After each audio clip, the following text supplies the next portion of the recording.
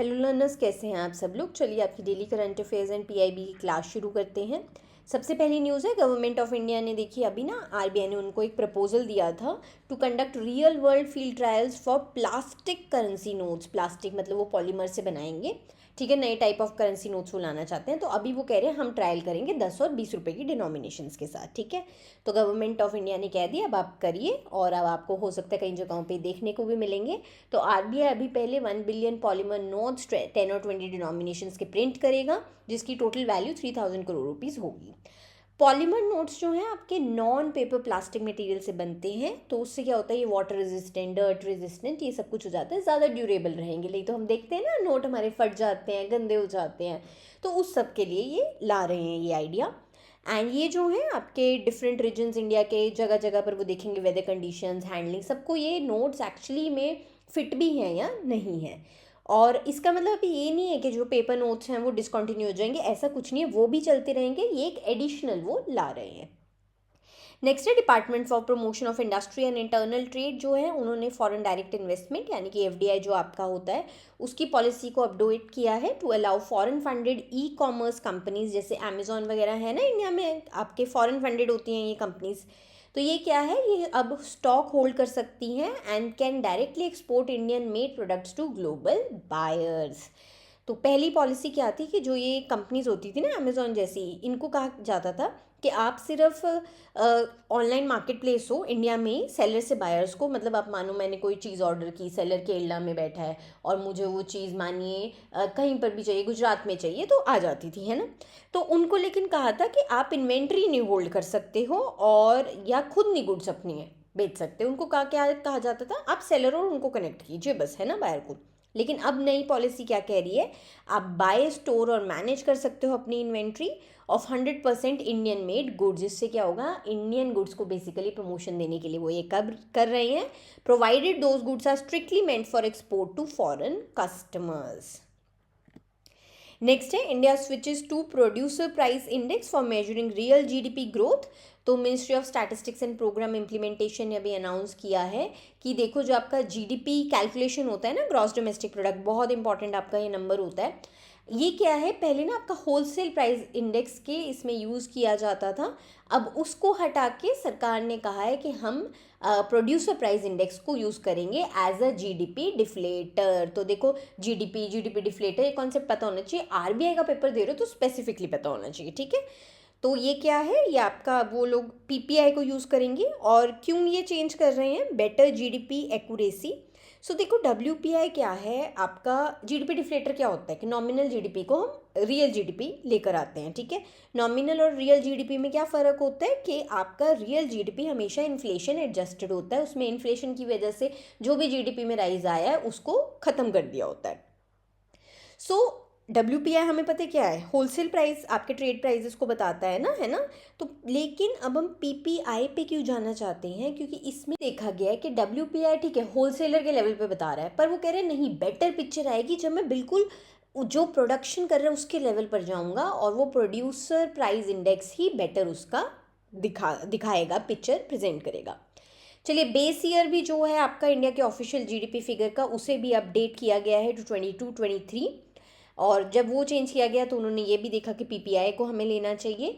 इसके साथ साथ आपका डबल डिफ्लेशन मेथड। सो अब क्या होगा कि instead of using one general index to adjust both factory output and raw material inputs, the government will now separately adjust output and input prices using PPI, aligning India with international standards. तो क्योंकि देखो internationally ना आपके input जो आपने raw materials लगाए और जो आपका एक्चुअल प्रोडक्ट बना, उसके लिए वो डिफरेंट यूज़ करेगा आपके डिफ्लेशन मेथड, ताकि देखो ये क्या होता है, इन सब चीज़ों से ना आप और बेटर पिक्चर प्रेजेंट कर पाते हो।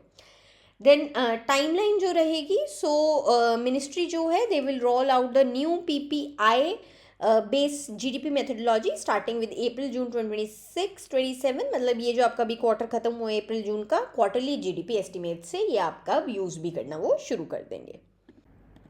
चलिए नेक्स्ट है एसबीआई लाइफ इंश्योरेंस, जो है उन्होंने पार्टनरशिप एग्रीमेंट साइन किया है with Paralympic committee of India to become the principal partner of the Indian contingent for the 2026 para sports season.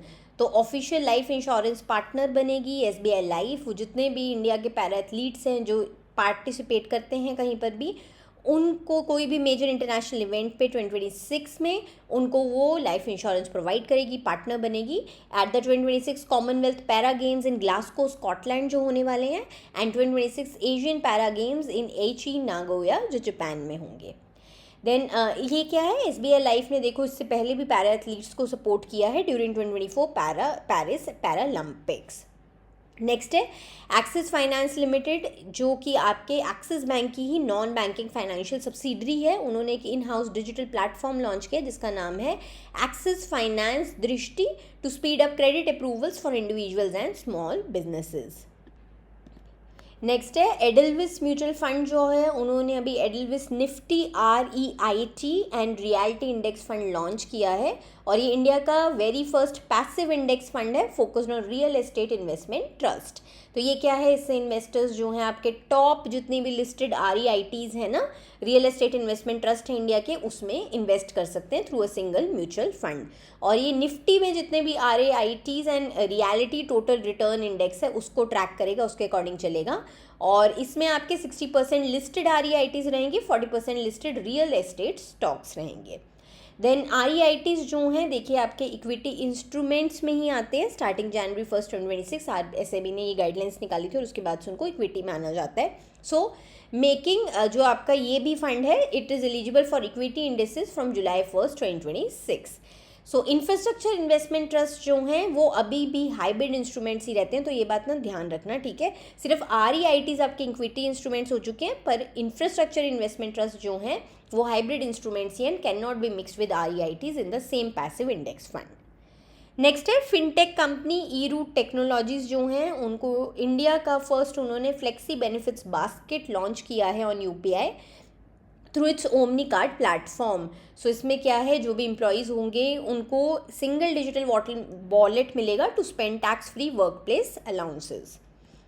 Next है fintech infrastructure startup Viyona fintech जो है, उनको ऑफिशियल अप्रूवल मिल गया है फ्रॉम भारत कनेक्ट।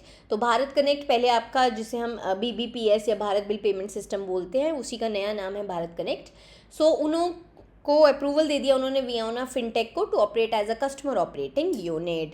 अब क्या है, वियोना जो है डिजिटल बिल पेमेंट्स डायरेक्टली उसके थ्रू हो सकते हैं, एंड प्लेटफॉर्म बन गया एक तरह से एक आपका ये, and electricity bill, water, gas, broadband जितने बिल्स हैं आप उसके थ्रू पे कर सकते हैं। इवन कि बैंक्स, NBFCs, बिजनेसेस सब जो हैं वियोना के सिस्टम से अब इंटीग्रेट कर सकते हैं।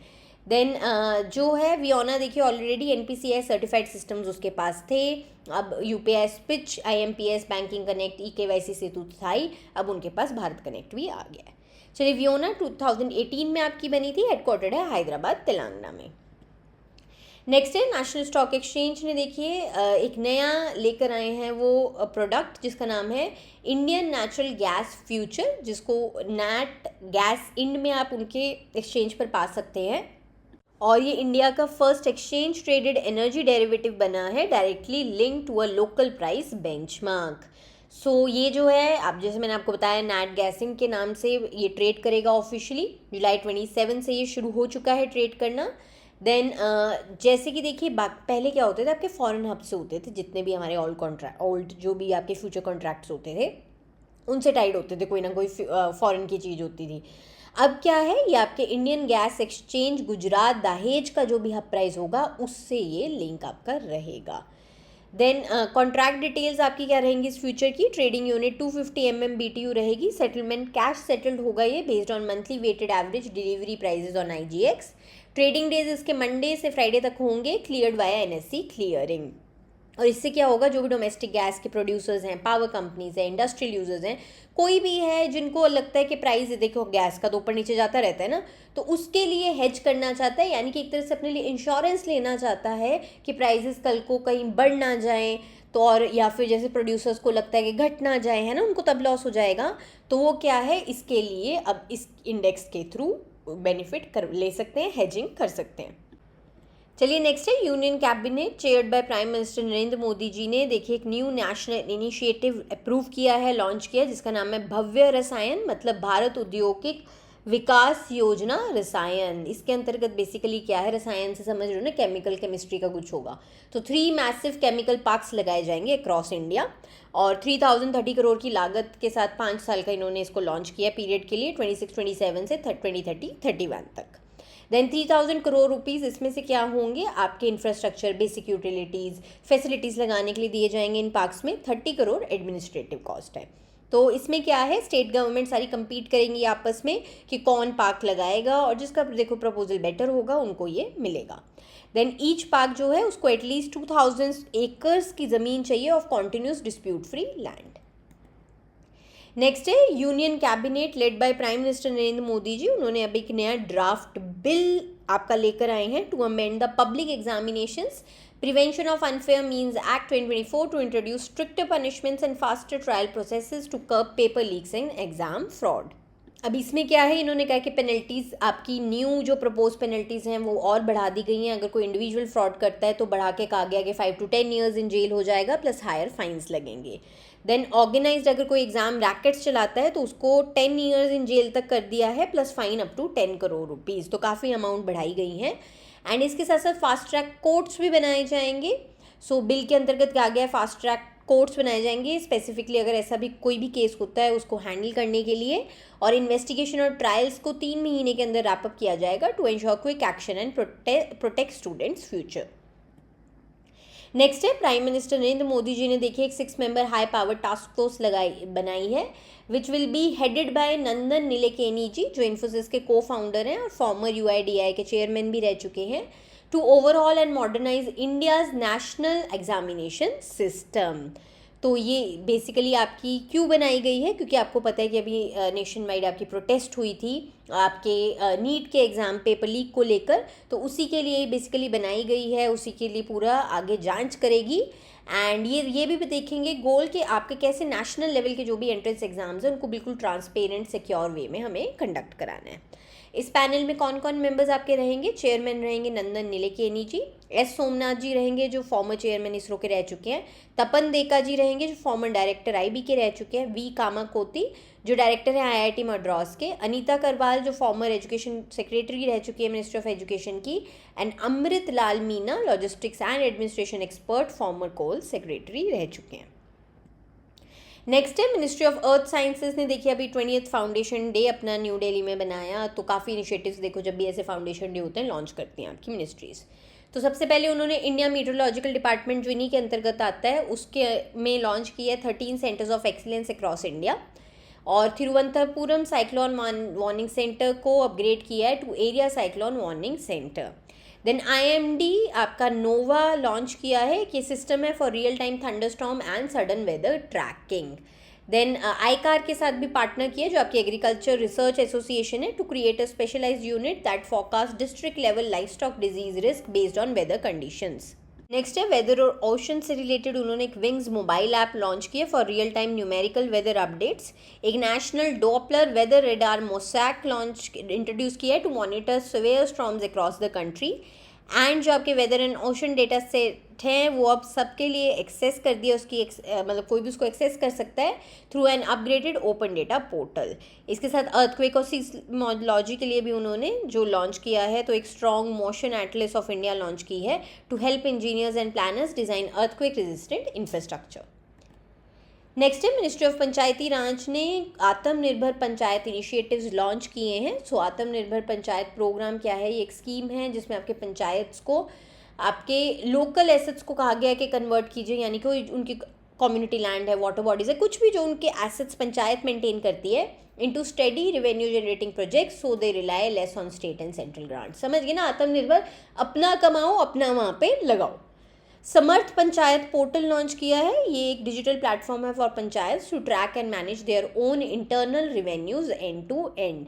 देन एक model OSR own source of revenues rules launch किए हैं, तो गाइडलाइंस भी बताई हैं जो आपके स्टेट्स और यूटीज़ को कही गई हैं कि आगे आप पंचायत को हेल्प कीजिए कि कैसे वो प्रॉपर्टी टैक्स को कलेक्ट करें, लोकल यूज़र चार्जेस कैसे, बस वो अपने फंड्स बनाएं। समझ गए ना, आपको पता है ना, देखो स्टेट्स को पैसा जाता है, स्टेट्स आगे पंचायत को देते हैं, हमने वो पूरा किया हुआ है ना आपके जब हमने क्लासेस करी हैं आपकी उसमें ही आपका पूरा फाइनेंशियल डेवल्यूशन होता है ना। तो बहुत इंपॉर्टेंट ये कॉन्सेप्ट हो जाता है, क्योंकि देखो फंड्स की कमी तो आपको पता है कि रहती ही है, क्योंकि स्टेट्स तक तो फिर आ जाता है, लेकिन वो थर्ड टियर ऑफ गवर्नमेंट जिसे हम बोलते हैं ना, वहाँ तक पैसा पहुँच नहीं पा रहा है। Then next is ministry of agriculture and farmers welfare ने ऑफिशियली परमिट कर दिया production and farm use of anhydrous ammonia for 3 years to lower reliance on imported urea, क्योंकि देखो यूरिया आपका बहुत हद तक स्ट्रेट ऑफ हॉर्मूज से आता है और हमें पता ही है कि वहाँ आपकी दिक्कतें चल रही हैं।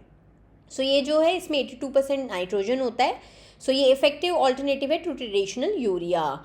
और देखिए इंडिया जो है 300 lakh tons of urea annually produce करता है, लेकिन तब भी हमें बहुत इंपोर्ट करना पड़ता है। एंड उसी गैप को ख़त्म करने के लिए, और इंपोर्ट कॉस्ट भी देखो उससे इंपोर्ट बिल भी कम हो जाएगा, इसलिए गवर्नमेंट ने ये लेकर आए हैं। और green urea pilot project NTPC ने लगाया है, उनकी जो रिसर्च आर्म है नेत्रा, वो एक पायलट प्लांट भी लगा रही है आपकी पुदी मदाका आंध्र प्रदेश में to produce green urea using carbon capture and water electrolysis track.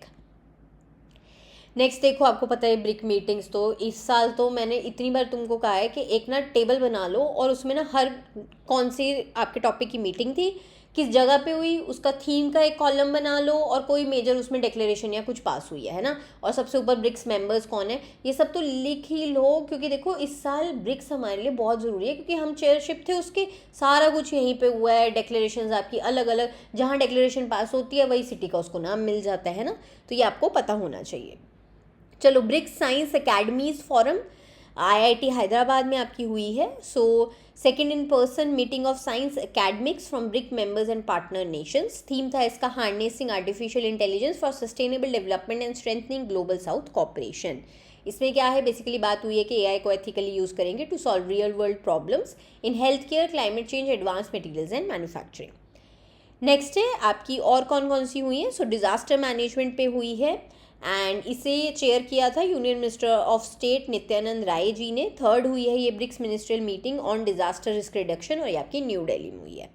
Then women empowerment पे आपकी हुई, और उसमें आपका एक वाइट पेपर रिलीज हुआ है टाइटल्ड वाइस women in innovation science and entrepreneurship to promote female partnership in business and science. Then education and indigenous knowledge, तो ये BRICS network university governing board की मीटिंग हुई है, focus on traditional indigenous knowledge systems. और internal security की meeting भी आपकी हुई है न्यू दिल्ली में to discuss regional security and cooperation. Next है central marine fisheries research institute, जो है उन्होंने new mobile application deep data launch की है। कोची केरला में ये लॉन्च का इवेंट हुआ था आपका, जिसे मिनिस्ट्री ऑफ अर्थ साइंसेज के डीप ओशन मिशन के अंतर्गत इन्होंने डेवलप किया है। सो इसमें क्या है, ये आपका बेसिकली एक encyclopedia for deep sea marine life, offering verified detail, सारी फिश की स्पीशीज़, उनके ट्रेड, सब कुछ मतलब समझ रहे हो, एक पूरा उसमें इंफॉर्मेशन है सारी की सारी। डीप डेटा तभी नाम है ना। सो इससे क्या है, फिशरमैन, रिसर्चर्स कोई भी हैं वो फोटोज़ या फील्ड ऑब्जर्वेशंस अपलोड भी कर सकते हैं, और उसके बाद क्या है, CMFRI इसको वेरीफाई करेगी और इंडिया के नेशनल मैरीन रिपोजिटरी में डाल देगी, और इससे क्या है आपकी पूरी मैपिंग होगी बायोडाइवर्सिटी की, और कंजर्वेशन में भी हेल्प करेगी। नेक्स्ट है हिमाचल प्रदेश के चीफ मिनिस्टर जो हैं सुखविंदर सिंह सुक्खू जी, उन्होंने मुख्यमंत्री मछुआरा सम्मान निधि योजना लॉन्च की है। ये एक फाइनेंशियल एड स्कीम है for fisherman during the annual seasonal fishing ban, ठीक है। सो एक इसमें क्या होगा, 3500 रुपये की वन टाइम ग्रांट दी जाएगी to eligible fisherman to support their livelihood while fishing is ban to allow fish breeding. Then 1.20 crore का फंड रहेगा, इसका बजट, एनुअल बजट रहेगा, वो जो सारा स्टेट गवर्नमेंट देगी। देन बेनिफिट्स इसमें 3700 फिशिंग फैमिलीज़ को दिए जाएंगे अक्रॉस 5 मेजर रिजर्वायर्स, जो आपके गोबिंद सागर में करते हैं, पोंग डैम, कोल डैम, चामेरा और Ranjit Sagar. Then government of Odisha ने देखिए एग्रीमेंट साइन किया है HCL टेक और सर्वम AI के साथ to build the state's first AI data centre at the upcoming Odisha sovereign AI park in Bhubaneswar. तो पूरा आउटले उन्होंने प्रोजेक्ट का 14,200 आपका 57 करोड़ रुपए रखा है, और ये HCL टेक के लिए जो देखिए क्या है, फर्स्ट टाइम है कि वो AI डेटा सेंटर इंडिया में बनाएंगे, और वो 730 करोड़ रुपीज़ लगाएंगे। देन इसमें क्या है आपका सर्वम AI का कंप्यूटिंग मॉडल्स लिए जाएंगे, एंड और बेसिकली उन्हीं को सारा कहा गया है कि आप टेक सॉल्यूशंस लाइए business, government department and public services के लिए। देन ओडिशा ने इसके साथ साथ एग्रीमेंट आपका ग्लोबल डेवलपमेंट सेंटर भी सेटअप करने के लिए साइन किया in Bhubaneswar, which is expected to create 5,000 jobs and become fully operational by 2028। Next है महाराष्ट्र। देखिए फर्स्ट इंडियन स्टेट बन गया to unlock its second allocation of funds under the Rashtriya Krishi विकास योजना। एंड इसमें बेसिकली आपके क्या है, सेंट्रल गवर्नमेंट ने 335 करोड़ रुपीज़ फर्स्ट इंस्टॉलमेंट दी थी, हर स्टेट को मिली थी। अब महाराष्ट्र को उसकी सेकंड भी मिल गई है 260 करोड़ रुपीज़ की, क्योंकि जो भी थ्रेशहोल्ड सरकार ने कही थी वो अचीव कर गए हैं, ठीक है।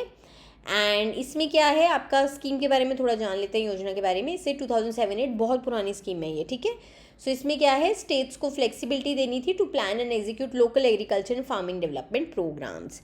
एंड इसमें क्या है, जो फंड्स आपके हैं ये सेंटर और स्टेट 60-40 के रेशो में आपके शेयर होते हैं for north eastern Himalayan states, 90-10 में आपके शेयर होते हैं for north eastern and Himalayan states. And UTs के लिए 100% सेंट्रल फंडिंग रहती है। बाकी जितने भी आपके स्टेट्स बचते हैं उसके लिए 60-40 की ये रेशो रहती है। चलिए नेक्स्ट है government of Bihar and ministry of skill development and entrepreneurship जो है, उन्होंने 2 major skill development projects launch किए हैं पटना में, बिहार में लॉन्च हुआ है ये। तो इवेंट हुआ था पटना में, to empower women and expand global job opportunities for local youth.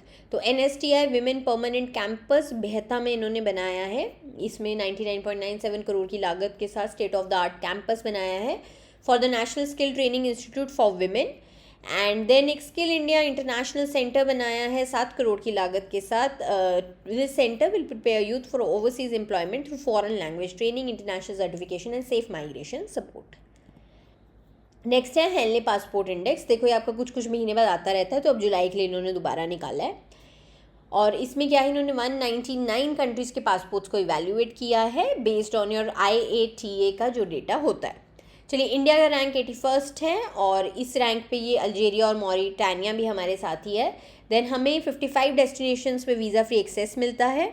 Then India जो है, देखो इससे पहले Feb 2026 की रैंकिंग में हम 75 थे, अब हम स्लिप कर गए हैं 6 स्पॉट्स। देन है टॉप 3 मोस्ट पावरफुल पासपोर्ट्स आपके कौन कौन से हैं। सिंगापुर फर्स्ट रैंक पे है, जापान, साउथ कोरिया, UAE मतलब तीनों के सेम ही डेस्टिनेशन नंबर है, तो सेकंड रैंक मिला है। देन थर्ड पे स्वीडन है। नेक्स्ट सबसे बॉटम 3 पासपोर्ट्स आपके कौन से हैं, वो है आपका 102nd पे इराक, 103rd पे सीरिया एंड 104th पे अफगानिस्तान।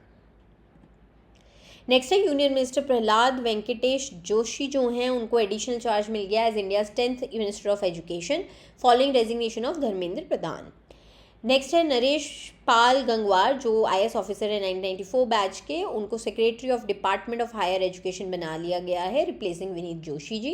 देन TK अनिल कुमार जो 95 बैच के IAS ऑफिसर हैं, उनको secretary department of school education and literacy का बनाया गया है। Then 5 time world chess champion Vishwanath Anand ji जो हैं, तो सब जानते ही होंगे, बहुत फेमस हैं ये। सो उनको चार्ज मिल गया as the interim president of FIDE जो आपका इंटरनेशनल चेस फेडरेशन है। नेक्स्ट है मिनिस्ट्री ऑफ टूरिज्म ने 2 ईयर का एग्रीमेंट साइन किया है with Air India in new Delhi to position India as top global travel and transit destination. Next है Prem K Vora जो प्रेसिडेंट हैं of electric merchants association for 25-26 period के लिए, उनको प्रेस्टिजियस राष्ट्रीय अशोक सम्मान मिला है, जिसे भारत सम्मान भी कहा जाता है, at the national leadership conclave in new Delhi. Next है ancient Buddhist site of Sarnath, बहुत फेमस है, जानते होंगे, स्कूल में भी हमने पढ़ा इसके बारे में, जो यूपी में लोकेटेड है। उसे ऑफिशियली डिक्लेयर कर दिया गया है UNESCO world heritage site during 48 session of world heritage committee, जो बुसान साउथ कोरिया में आपका भी हुआ था। सो ये इंडिया की 45th हेरिटेज साइट बन गई है, ठीक है। एंड इसमें से ऑलरेडी देखो यूपी की 4th बनी है, इंडिया की ओवरऑल 45th। तो यूपी में इससे पहले आपका ताजमहल, आगरा फोर्ट और फतेहपुर सिकरी था। देन सारनाथ देखिए, आप ऐसे तो पता होना चाहिए, लेकिन वर्ल्ड रिनॉन्ड है किसके लिए, यहाँ पे लॉर्ड गौतम बुद्ध जी जो थे, उन्होंने अपना फर्स्ट सर्मन दिया था after gaining enlightenment. Then Sarnath originally आपका यूनेस्को टेंटेटिव लिस्ट में तो 98 से है, और फाइनली अब इसे बना दिया गया है आपका वर्ल्ड हेरिटेज साइट। नेक्स्ट है नासा रिसर्चर्स जो हैं उन्होंने एक नया मिशन कॉन्सेप्ट लाए हैं वो, जिसका नाम वो प्रैक्सिस रखेंगे, planetary rings autonomous exploration with in situ sampling. तो इसका फेज़ 1 होगा, जिसमें नासा जो है आपका बेसिकली कह रहे हैं कि फर्स्ट एवर स्पेस मिशन हम भेजेंगे to directly collect and analyse physical particles from Saturn rings. तो सैटर्न तक अब वो जाना चाहते हैं। इस प्रोजेक्ट को डॉक्टर बी मैक्रो क्वाड्रेली जो हैं वो लीड करेंगे। एंड इसमें बेसिकली क्या है कि वो जो रिंग्स है ना सैटर्न की, वहाँ तक जाएंगे। एंड इसमें आपका देखो बहुत रिस्क भी है, कोलिजन का भी होता है, ये तो देखो बड़े बड़े प्रोजेक्ट्स में होता ही है, पर obviously they are will try under this Praxis mission. और एक बार अगर ये सक्सेसफुल हो जाता है, फिर यूरेनस नेपच्यून आगे जाके और चीज़ों के भी एस्ट्रॉइड्स तक के रिंग सिस्टम से लेकर आएंगे, एक्सप्लोरेशन करेंगे। नेक्स्ट है कारगिल विजय दिवस। तो सारे डेज अब आपके हम देख लेते हैं। 26 जुलाई को हर साल मनाया जाता है। क्यों? क्योंकि इस दिन आपका ऑपरेशन विजय जो था 1999 में वो सक्सेसफुली आपका इंडिया ने देखिए जीत हासिल की थी। सो इंडियन आर्म फोर्सेस ने पाकिस्तानी इंट्रूडर्स को बिल्कुल भगा दिया था from occupied mountain heights in Kargil.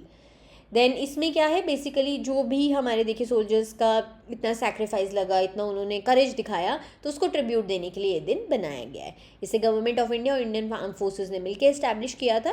जुलाई 26, 1999 को डिक्लेयर हुआ था। फॉलोइंग प्राइम मिनिस्टर उस टाइम जो थे अटल बिहारी वाजपेयी जी, उन्होंने ऑफिशियली डिक्लेयर किया था of the war successful end. Next है international day for the conservation of mangrove ecosystem. ये भी जुलाई 26 को हर साल मनाया जाता है। और इसमें क्या है, ये बेसिकली ये ही दिन क्यों चुना गया, क्योंकि इस दिन हे हाउ डैनियल नानोतो जो हैं, ये ग्रीन पीस एक्टिविस्ट हैं माइक्रोनेशिया से, इनकी डेथ हुई थी जुलाई 26, 1998 को। तो ये बेसिकली कि इनकी डेथ हुई थी ना, तब ये प्रोटेस्ट कर रहे थे for mangrove restoration in Ecuador. तो इसलिए उनके डेथ एनिवर्सरी पे बेसिकली ये दिन मनाया गया। देन इसमें आपके मैनग्रोव्स देखो बहुत ज़रूरी होते हैं, हमें पता है कि आपके एनवायरमेंटल पॉइंट ऑफ व्यू से, तो उसको दर्शाने के लिए ये दिन बनाया गया है। और इसे United Nation Educational Scientific and Cultural Organization UNESCO जिसे हम कहते हैं उसने बनाया था, इस्टेब्लिश किया था एंड अडॉप्ट किया था यूनेस्को ने अपने जर्नल कॉन्फ्रेंस में 2015 में। नेक्स्ट है CRPF फाउंडेशन डे। तो ये हर साल आपका जुलाई 27 को मनाया जाता है।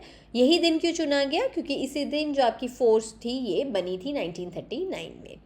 देन इसमें जो भी आपके CRPF पर्सनल होते हैं, देखो वो इंटरनल सिक्योरिटी को मेंटेन करने के लिए हैं, तो उनके पूरे आपके ब्रेवरी, डेडिकेशन और इसको ट्रिब्यूट देने के लिए बनाया गया। देन इसे ब्रिटिश कॉलोनियल एडमिनिस्ट्रेशन ने पहले फाउंड किया था as the crown representative police on July 27, 1939 at Neemuch MP, तभी जुलाई 27 आपका बना। And finally government of India ने अंडर सरदार वल्लभ भाई पटेल जी की विजन में इसका आपका एक्ट पास किया और इसका नाम central reserve police force act कर दिया था ऑन December 28, 1949। लास्ट है वर्ल्ड हेपेटाइटिस डे। तो हर साल आपका जुलाई 28 को मनाया जाता है। थीम है इस साल की hepatitis, let's break it down. जुलाई 28 थी क्यों चुना गया, क्योंकि इस दिन डॉक्टर बारूद सैम्यूल ब्लमबर्ग जो हैं, जो एक नोबेल प्राइज विनिंग साइंटिस्ट हैं, जिन्होंने हेपेटाइटिस बी वायरस को डिस्कवर किया था और उसकी वैक्सीन भी बनाई थी, ठीक है। उनका इस दिन बर्थ होता है, बर्थ एनिवर्सरी होती है, इसीलिए जुलाई 28 को चुना गया। देन इसमें क्या है, बेसिकली इस दिन में जो भी आपके हेपेटाइटिस के ABCD टाइप्स होते हैं, लोगों को उस बारे में एजुकेट करना और उसकी वैक्सीनेशन ताकि उन्हें हो सके। देन इसे वर्ल्ड हेपेटाइटिस अलायंस ने इनिशिएट किया था in collaboration with patient groups and first observed on May 19, 2008। Officially इसको डेजिग्नेट किया था वर्ल्ड हेल्थ ऑर्गेनाइजेशन ने during 63rd world health assembly in 2010। चलिए, अगर आप तैयारी कर रहे हो RBI की, आप बैंक एग्जाम्स की, आप कह रहे हो मुझे RBI और बैंक्स की इकट्ठे तैयारी करनी है, कंफ्यूज नहीं होना है। RBI और बैंक्स की तैयारी करना चाहते हो तो RBI grade B selection system है। सिर्फ बैंक PO की करना चाहते हो तो आपके लिए बिगनर टू बैंक का कोर्स है। डिफरेंट प्रोडक्ट हैं आपके, पूरे टारगेटेड रहेंगे जो जो आप पढ़ाई कर जैसे करना चाहते हो। आशुतोष सर की गाइडेंस आपको दोनों में मिलेगी एंड आपको जो भी इसमें सारा कुछ मिलेगा, आपको प्रैक्टिस क्वेश्चंस मिलेंगे, आपको क्लासेस मिलेंगी, आपकी फुल फ्रेश प्रिपरेशन हो जाएगी। सो आपको अगर इनके बारे में और जानना है, कोर्सेज के बारे में, तो लिंक डिस्क्रिप्शन बॉक्स में गिवन है। और अगर फिर भी आपको कोई भी डाउट है, आप आशुतोष सर से बात करना चाहते हैं, तो व्हाट्सएप नंबर भी आपके डिस्क्रिप्शन बॉक्स में गिवन है। आप अपना कोई भी डाउट उनसे पूछ सकते हो कोर्सेज के रिगार्डिंग, प्रिपरेशन के रिगार्डिंग।